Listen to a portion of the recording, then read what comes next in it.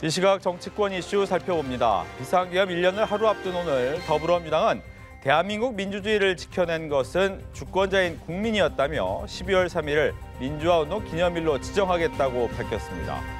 국민의힘은 서울중앙지법 앞에서 추경호 전 원내대표 구속심사를 규탄하면서 영장심사를 계엄 1년에 맞춘 것은 정권의 정략적 수사라고 맞서고 있습니다.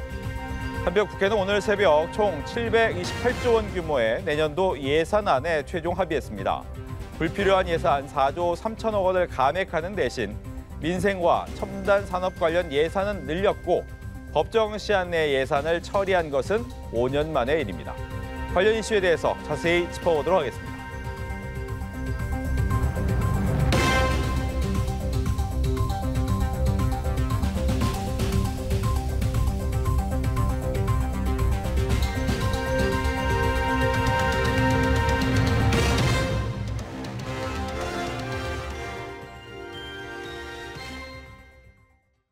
정치권 이슈들 장윤미 더불어민주당 대변인, 전주혜 전 국민의힘 의원 두 분과 함께하겠습니다. 안녕하십니까? 네, 어서 오십시오. 안녕하세요. 네, 지금 법원에서는 계엄 해제 표결 방해 혐의를 받는 국민의힘 추경호 전 원내대표에 대한 구속영장 심사가 진행되고 있습니다. 영장 심사를 앞두고 여야 날선 공방을 벌였는데 함께 들어보시죠. 추경호 전 대표에 대한 구속영장은 야당 탄압 내란몰이 수사의 정점입니다.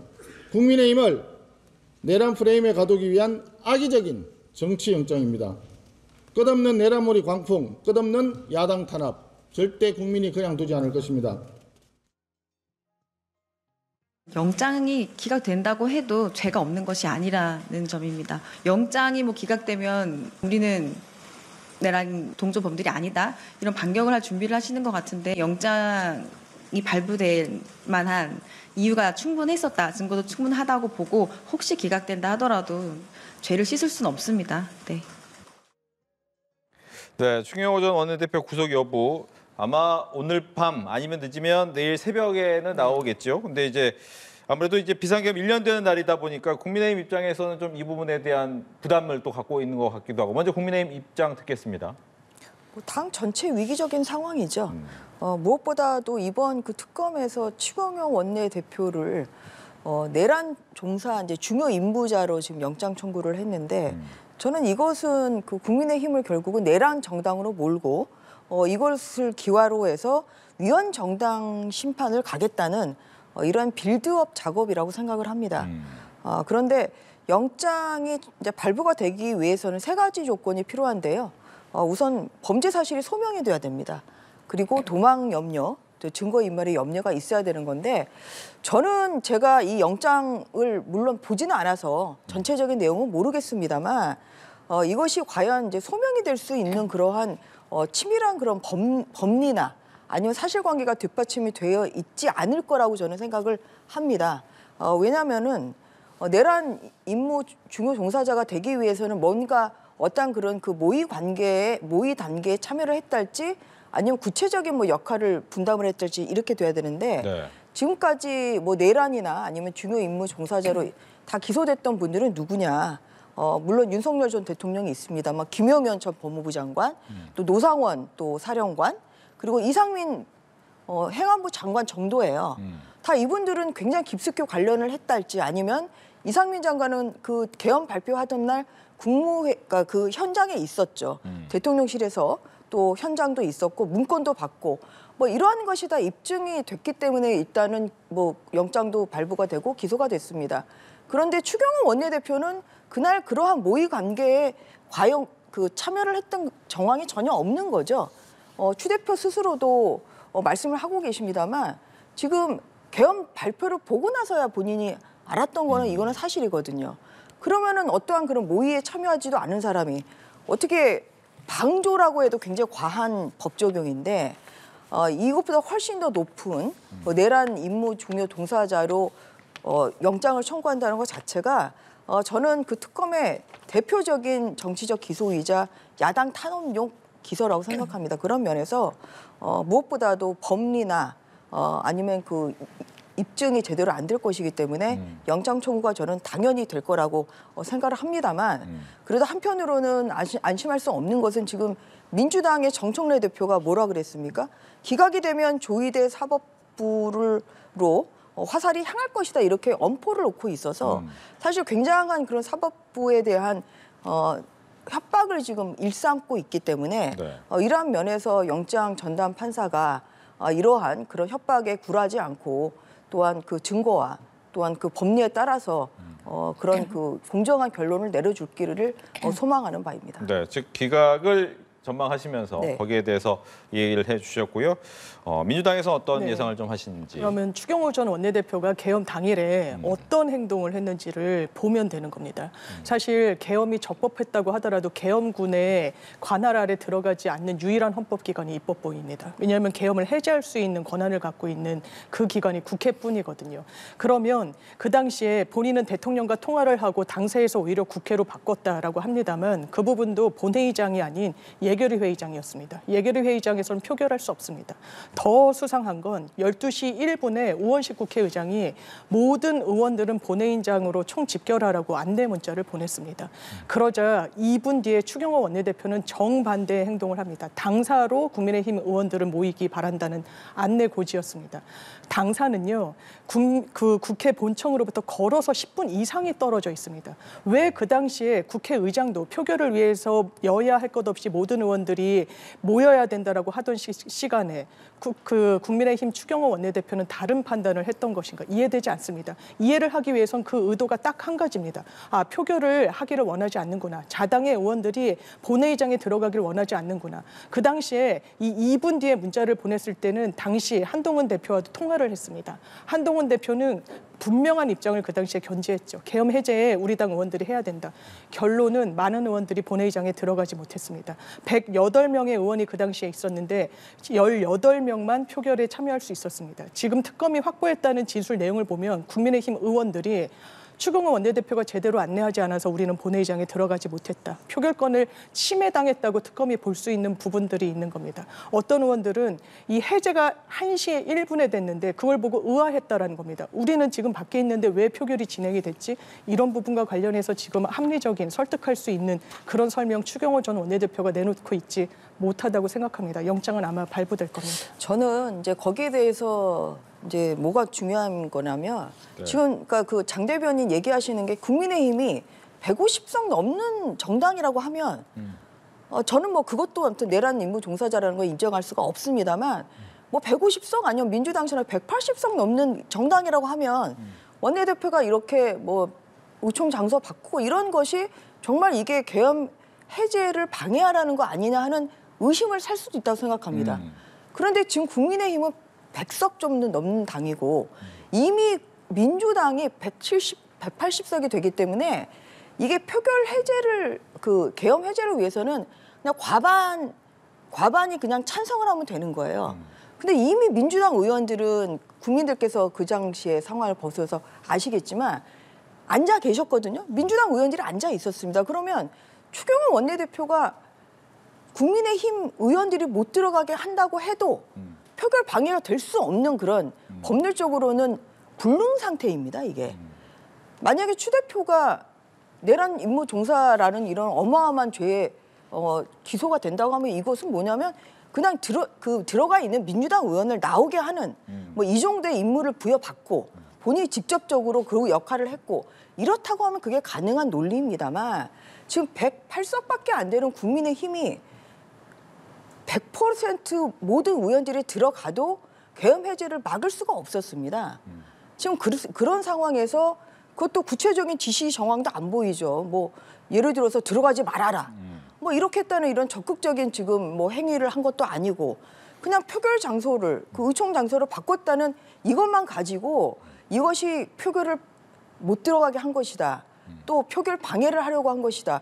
나아가서 만약에 그랬다고 하면 표결이 안 됐을 것이다. 지금 이 논리 아니겠습니까? 저는 이런 것 때문에 이 특검에서 주장하고 있는 이 논리는 그 모래성이라고 생각합니다. 모래성이기 때문에 이것을 재판부에서 오늘 그 영장 전담 판사가 제대로 본다면 저는 100% 기각이 될 수밖에 없는 사건이고 오히려 무리한 이런 특검의 정치적 수사 그리고 또 정치적 구속영장 청구에 특검뿐만 아니라 그 민주당도 사과해야 되는 그런 순간이 올 것이라고 생각합니다. 네, 가정이지만 만약 그 부분을 막으려 했다 하더라도 가능하지 않은 상황이기 때문에 이게 과연 내란 임무의 주요 종사자이냐에 대한 의문을 갖고 있는 거죠. 그러면 추경호 전 원내대표는 그 당시에 왜 그런 선택을 했는지 더 의아한 거죠.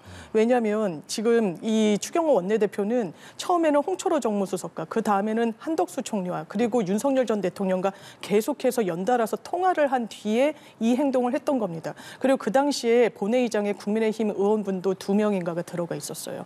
그런데 표결에는 참석하지 않았습니다. 아마 이 특검의 시선은 전화로 이 당시 상황을 외부로 알리지 않았느냐. 왜냐하면 본회의 투표에는 참여하지 않았으니까요.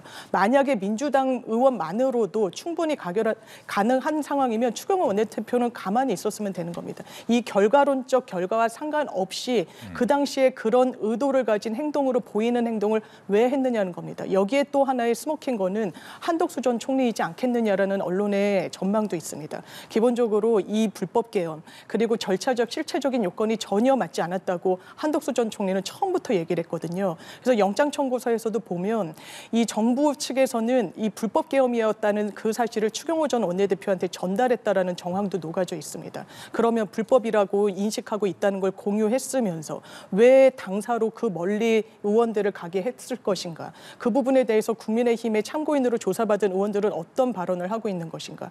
이 부분과 관련해서 왜 이런 선택을 했는지 모르겠다. 우리는 투표 참여하려고 했었는데 하지 못했다라고 하는 이런 부분을 종합했을 때 과연 투표방해 행위의 의도와 고의성이 없다고 할 것인지 이 부분에 대해서 국민의힘이 정치적으로나 법률적으로나 개헌과 무관하다고 할 수 있을 것인지 저는 의문입니다. 네, 이렇게 좀 팽팽하게 의견이 대립하니까 이제 구속 여부에 따라서 느낌은 다르실 거예요. 이제 기각을 얘기하시고 아마 구속될 것이다 얘기하기 때문에 반대로 질문을 드립니다. 구속되면 국민의힘은 어떻게 되는 겁니까? 저는 이제 구속이 된다고 하면 네. 뭐 그런 상황이 저는 발생하지 않을 거라고 생각을 합니다만 국민의힘으로서는 굉장히 위기 상황이 될 수밖에 없죠. 아까 말씀드린 것처럼 정정래 대표가 계속 엄포를 놓거든요. 네. 이제 내란 정당으로 몰아서 그리고 또 위헌 정당 심판까지 가겠다. 지금 뭐 이런 수순으로 가는데 구속이라는 것이 굉장히 또 중요한 그런 요소로 작용을 하기 때문에 그런 점에서는 굉장히 뭐 구속이 꼭 유죄를 의미하는 것은 아닙니다만 국민의힘으로서는 굉장히 큰 위기가 될 거라고 생각합니다. 다만 우려스러운 것은 또 아까 말씀드린 것처럼 여러 가지로 아무튼 그 사법부를 압박을 하고 있거든요. 그래서 만약에 영장이 청구가 된다고 한다면 어떤 그런 민주당의 사법부 압박에 정말 그 사법부에 이러한 결론이 나는 거 아닌가 하는 뭐 그런 실망감도 저는 감추지 못할 거라고 생각합니다.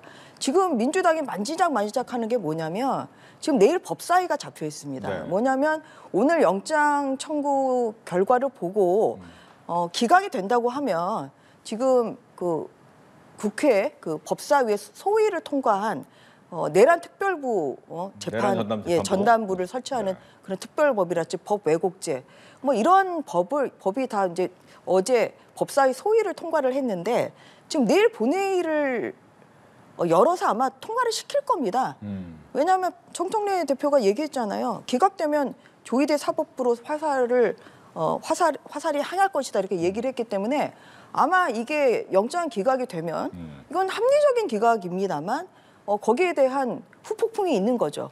이렇게 내란 특별재판부를 설치를 하고 그래서 또 재판부 바꾸고 또 영장 판사도 바꾸고 지금 이렇게 하겠다는 거라 그러한 면에서 저는 이러한 그 민주당의 압박에 사법부가 독립을 지키는 이러한 모습이 저는 꼭 이루어져야 된다고 생각합니다. 네. 민주당한테 또 역으로 질문 드리면 결과적으로 만약 이 추경호 전 대표가 구속되지 않는다라고 했을 때 왜냐하면 그동안 특검에서 박성재 전 장관 등등해서 구속이 안 된 경우가 있었거든요. 맞습니다. 이 부분에 대해서 어떻게 생각을 하시고 결과적으로 내란 전담 재판부로 가는 수순 아니냐 라는 부분까지 얘기를 듣겠습니다. 예, 기본적으로 기각이 되면 아마 법원에서 어떤 이유로 기각했는지를 보고 특검에서 저는 재청구할 가능성도 있다라고 보고요. 그리고 기각이 돼서 영장이 발부되지 않는다고 하더라도 죄가 없는 것이 아닙니다. 추경호 전 원내대표의 이 당시의 정치적 선택 그리고 행태는 상당히 의구심을 갖기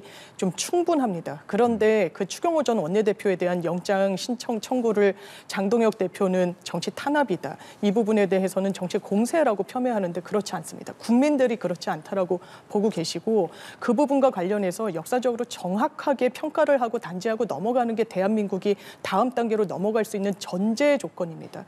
그러기 위해서 지금 재판과 관련해서 내란 전담 재판부는 이 부분을 뭐 위헌이다 뭐다 하지만 이게 법관을 추천하는 권한과 관련해서 사법부에 대해서 문제의식을 갖고 있는데 충분히 거기에 대해서는 협의가 가능하다고 보고 기본적으로 영장이 번번이 기각되는 데는 이게 국민 눈높이에 맞지 않는다는 평가도 많이 나오지 않습니까?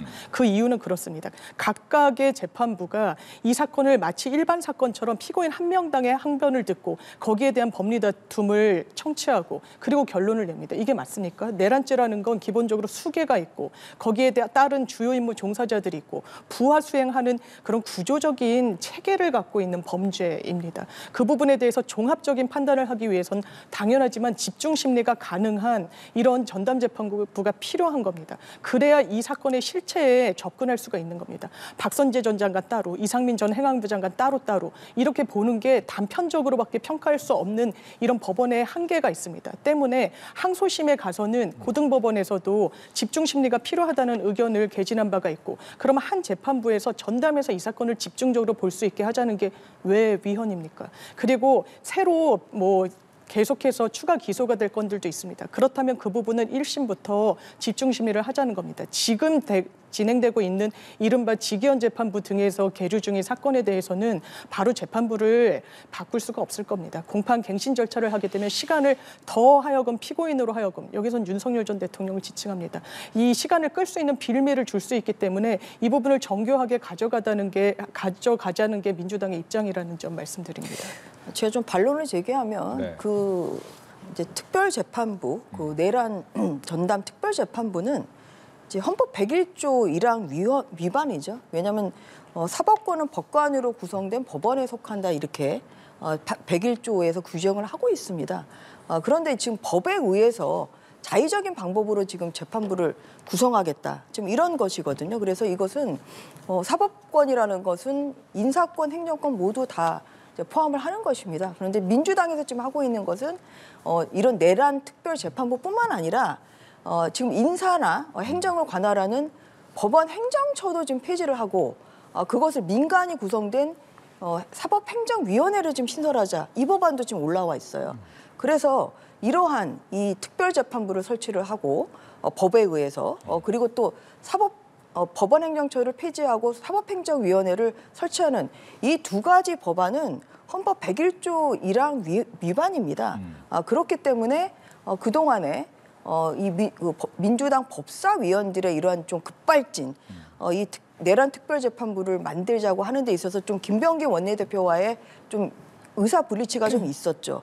그런 것에 대해서 김병기 원내대표가 굉장히 곤혹스러웠던 것이 뭐냐면 이렇게 되면 오히려 이 법안 통과 이후에 또 새로운 재판부를 만드느라고 재판이 오히려 지연될 수밖에 없습니다. 지금 진행되고 있는 뭐 윤석열 전 대통령이랄지 아니면 관련자들한테 재판이 지금 오히려 더 늦어지고 그리고 또 그러다 나중에 이런 위헌적인 법이기 때문에 나중에 또 헌법재판소에서 이것이 위헌이라고 하면 기존 이 내란 특별재판부에서 이루어진 그 모든 지금 재판이 다 무효가 되는 이러한 초유의 상황이 발생할 수 있기 때문에 네. 그런 것 때문에 굉장히 신중한 접근이 필요하고 제가 알기로는 뭐 법원 행정처에서도 이것은 위헌적인 법안이라고 지금 이야기를 하고 있고 심지어 아무튼 민주당 성향의 아무튼 법조인들도 그런 시각을 보이는 것으로 알고 있습니다. 그렇기 때문에 어떤 그런 뭐 영장 발부 여부를 가지고 발부가 되면은 이 법을 통과를 안 시키고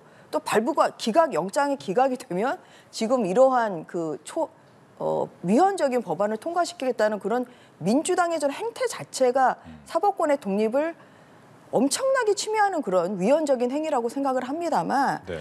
이렇게 그 영장을 발부할래 말래 가지고 사법부를 유린하는 이러한 태도는 저는 반드시 그 지양해야 된다고 생각합니다. 예, 국민 눈높이에는 맞춰야 되겠지만 이런 법원 행정처 등에서 위원회 의견도 네, 내놓기도 맞습니다. 하고 만약 진짜 얘기하신 것처럼 이게 오히려 더 재판 절차가 길어지면 내란과 관련된 것이 이 정부 동안 한 중반기까지 갈 수도 있다라고 맞습니다. 보이잖아요. 예. 이건 어떻게 해야 됩니까? 그러니까 일단 위헌 시비와 관련해서 법원 행정처 등에서 문제 삼는 건 전담 집중 심리를 하는 부분이라기보다는 아까 말씀 주셨던 헌법 101조 법관에 의해서 재판받을 수 있는 그 권리와 관련해서 지금 이게 그러면 법관으로 구성되지 않는 재판부는 당연하지만 아닙니다. 이제 현직 법원이 이 법관이 들어가게 되는데 다만 그 추천과 관련해서 지금 법안 설계의 과정은 정치권에서 그러니까 국회에서 추천위원회를 구성하고 이 추천위원회에서 해당 법관을 영장 전담 따로 그리고 이 본안을 할 수 있는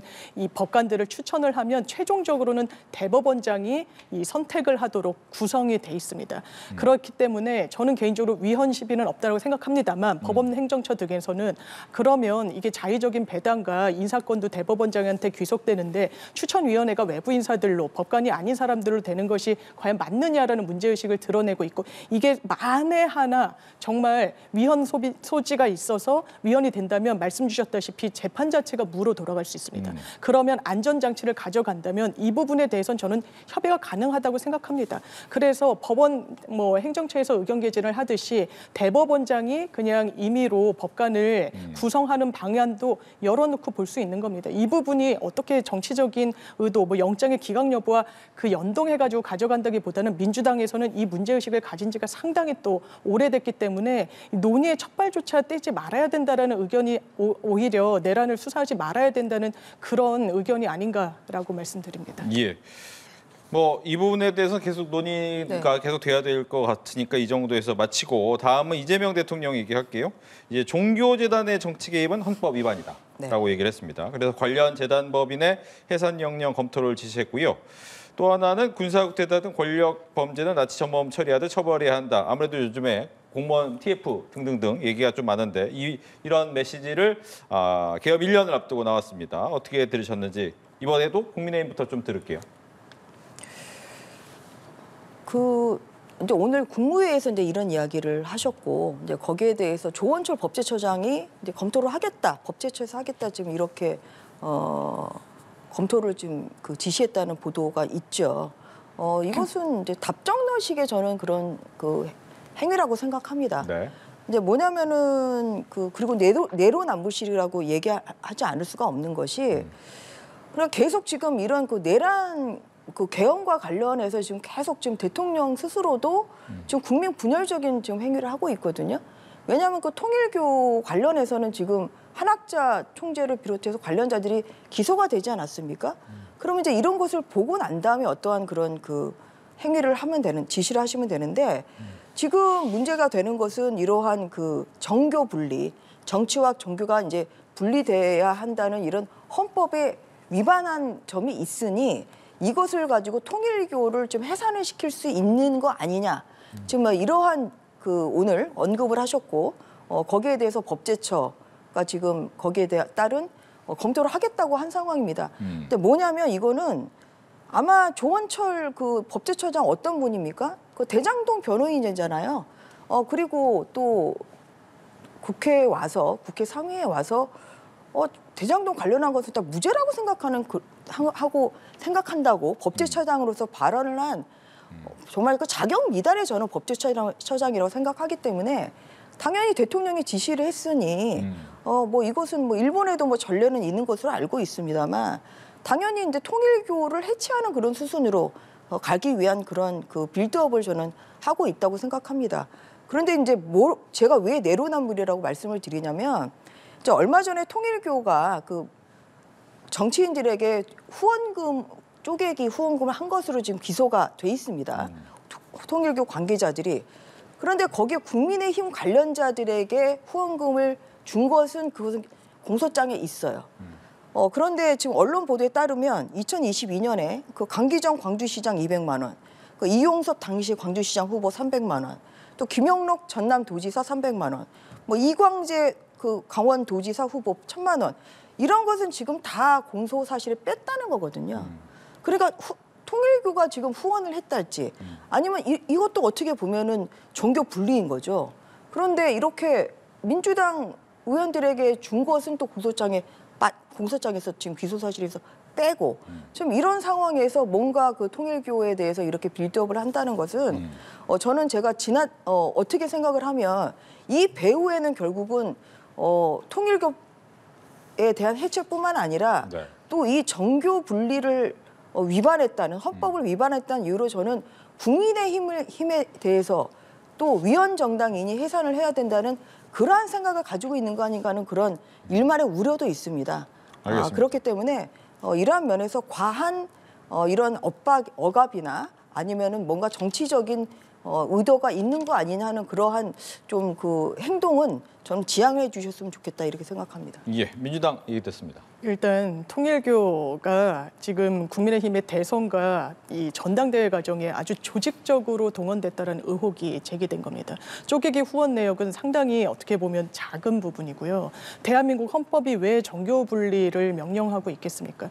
종교는 기본적으로 합리의 영역이 아닙니다. 신념과 확신의 영역이에요. 그렇기 때문에 그 부분이 정치와 같이 결합하게 되면 굉장히 부작용을 크게 낳는 겁니다.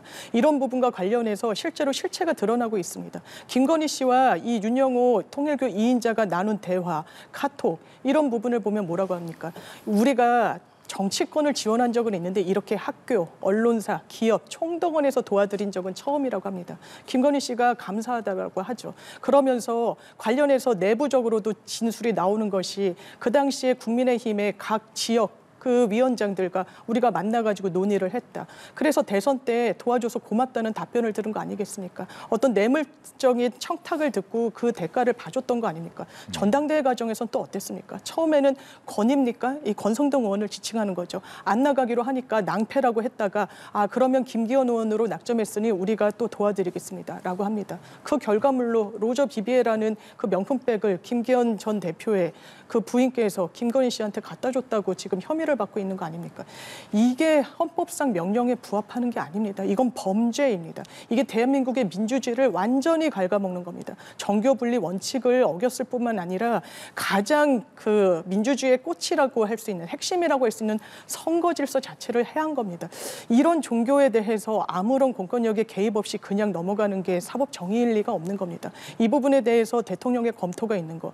비근한 예로 일본에서도 통일교는 재단법인 해산 명령을 받았습니다. 이 부분과 관련해서 참고해가지고 어떻게 법적 조치를 할 수 있는지를 검토하는 일은 당연한 거라고 생각합니다. 제가 뭐 통일교를 비유할 생각은 없습니다. 다만 같은 선상에서 좀 사안을 봐주셨으면 좋겠다.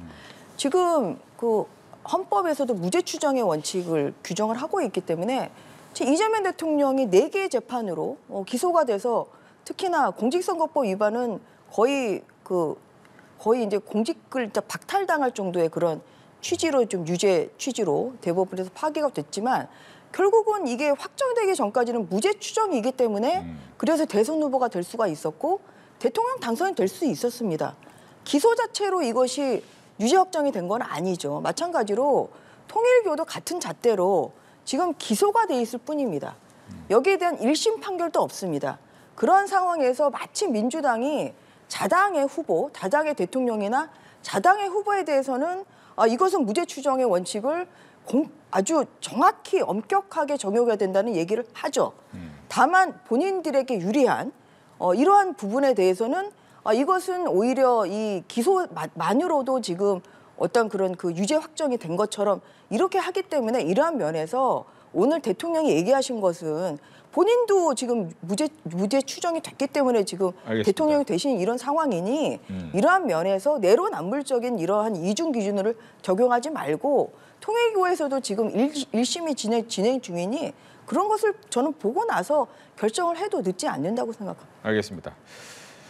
지금 또 하나는 법적인 문제지만 성추행 의혹에 휩싸인 더불어민주당 장경태 의원이 고소인을 무고의 혐의로 맞고소를 했습니다. 민주당 내에서는 이 부분을 어떻게 보는지 민주당 얘기부터 듣겠습니다. 당연하지만 자당 소속 의원의 성비위 문제가 불거졌기 때문에 무겁고 엄중하게 보고 있습니다.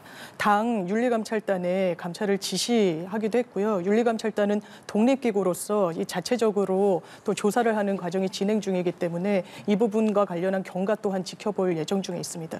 이제는 이 부분은 수사의 시간입니다. 기본적으로 시시비비를 당사자들이 다투고 있기 때문에 이 외부에서 특히 정치권에서 왈가왈부하는 것이 이 피해자분에 대한 2차 가해일 수도 있습니다. 때문에 어떤 언급이나 논평이나 어떤 평가는 가급적 자제하는 것이 맞겠다라는 생각이 들고 이 부분 수사의 경과를 민주당으로서는 무겁게 지켜보고 있습니다. 네, 국민의힘.